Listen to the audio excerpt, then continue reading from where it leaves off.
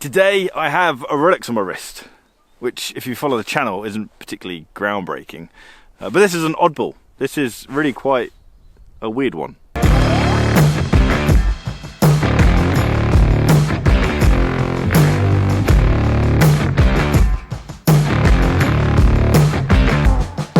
Welcome to Bark and Jack. I am Adrian and I'm freezing my things off about 40 minutes north of Glasgow in the Scottish countryside. And it is really quite stunning here. I needn't have lugged my tripod all the way down here because I've found this amazingly positioned wooden stump. Who would have thought that in the middle of nowhere you just have this little stump here? Kind of perfect height, balanced a little bit, but I'm shooting in 4K, so that's level enough. I mean, the ground's a bit like that, but it's level enough. Anyway, if you want to support the channel, hit that subscribe button down the bottom there, or if you're into your watch straps, jump over to barkandjack.shop and check out our leather and native straps that we have over there. So today we are talking about the Rolex Air King, the 116900.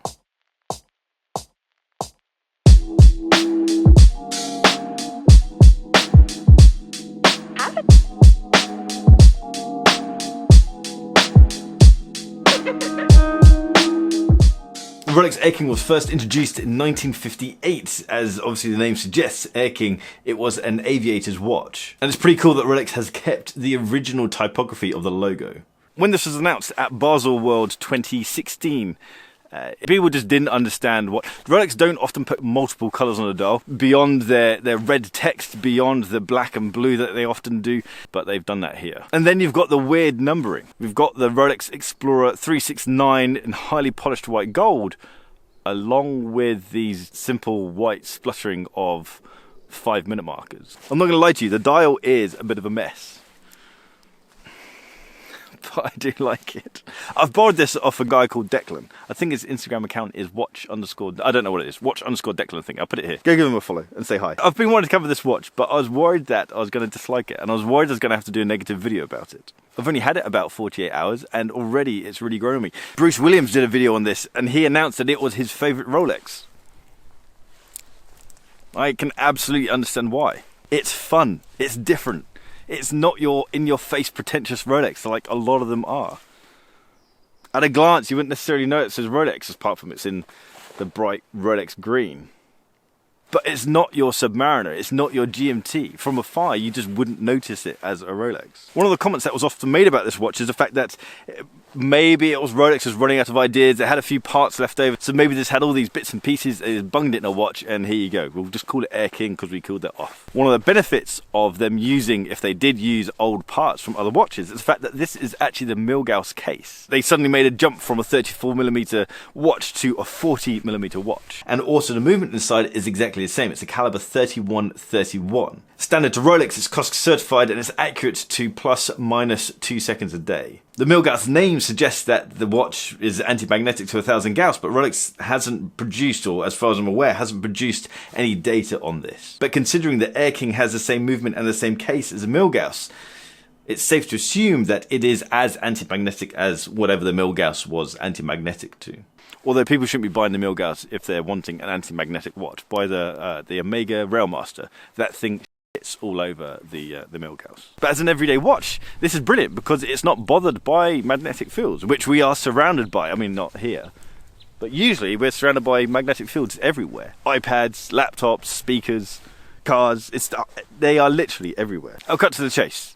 I think this replaces a Milgauss. I don't think there's a requirement for the Milgauss. The Milgauss always had the position of being the fun, slightly different Rolex, and it was a Milgauss, so it wasn't anti-magnetic, but then it doesn't really matter anymore because many watches are anti-magnetic. This is the fun, colourful Rolex. If you want something slightly different, you can get this. Now let's talk about the elephant in the room. It's got a lot of 5s on it. We've got 5, 25, 35, 50, and then 55.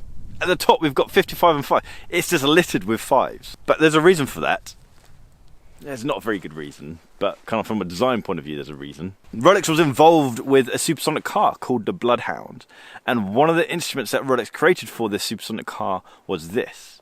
Exactly the same typography, exactly the same colorways as the Air King. That's quite a cool connection. Despite the fact it's a cool connection, it is still a bizarre watch. They could have just left off the Explorer numbers of the 369 and just had, I don't know, lines there maybe, or just continue the the 5-minute mark around. I'm being very positive about the watch. Let's talk about a few things I dislike about it. The hands don't sit quite right. The hands look a bit too thin. They look a bit too dainty. It's as if they're lacking the maxi hands that the new Explorer has and the pretty much all the other watches have. The hands look a little too small. The 369 are highly polished white gold, and when you're looking straight down at it, in certain light, they just disappear and you can't see them. In this light, it actually looks really nice.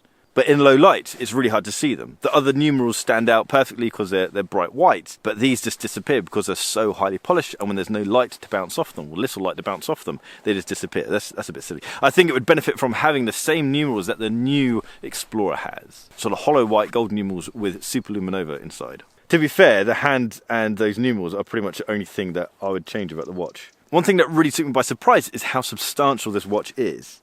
It is a chunky beast. It's a 40mm wide case, so it's larger than the Explorer. It's also very, very deep, like the Milgauss, but it doesn't have that bulbous section at the back. The whole thing is substantial. The bracelet is absolutely brilliant. It doesn't have polished centerlinks like the Milgauss. I much prefer that. It just has the little milled out logo on it, which is less pretentious than the crown. The crown looks great on the watches that it's on because they are more fancy watches. This is a less fancy watch, so it doesn't have a fancy clasp, but I just prefer the less fancy clasp. The larger glass and unpolished bezel make the watch look even larger than it is. For me, I prefer smaller watches, but you just get used to it. It's one of those things. No, it is too large for me, I think. But I just like the watch because it's fun. It's different. It's not taking itself too seriously. It's got that spark of colour. And it's odd. Odd things are cool. In the watch community, we like odd things. We're weird like that. Really like the fact it doesn't have any crown guards. It makes the case really nice and clean. I think it makes the case really nice and clean. It also allows a crown to kind of stand out a bit. You feel like you have a large crown on here, and I like big crowns. The movement, of course, is a really nice movement. Very, very smooth to wind, very nice to operate. This is a watch that I thought was really bizarre, but actually, it's just fun. Again, pushing my point of you can't really pass comment on a watch until you see it. Pictures don't do this thing justice. It looks very, very simple in pictures. It looks quite flat and boring in pictures. But when you get it, it's actually a very substantial watch. It's a fun, substantial watch. I really like it, and it'll be interesting to see what happens to the Milgauss in the years to come. Guys, drop me a comment down below and let me know what you think of this thing. If you like this video, please share it with your watch geeky mates and hit that thumbs up button down there and hit that subscribe button as well down the bottom there. Also, if you want to check out our watch straps, jump over to barkandjack.shop and check those out. If you're on Instagram, check me out at barkandjack and check out the group I'm part of at We Are Hortics. I'll see you guys next time. Take care.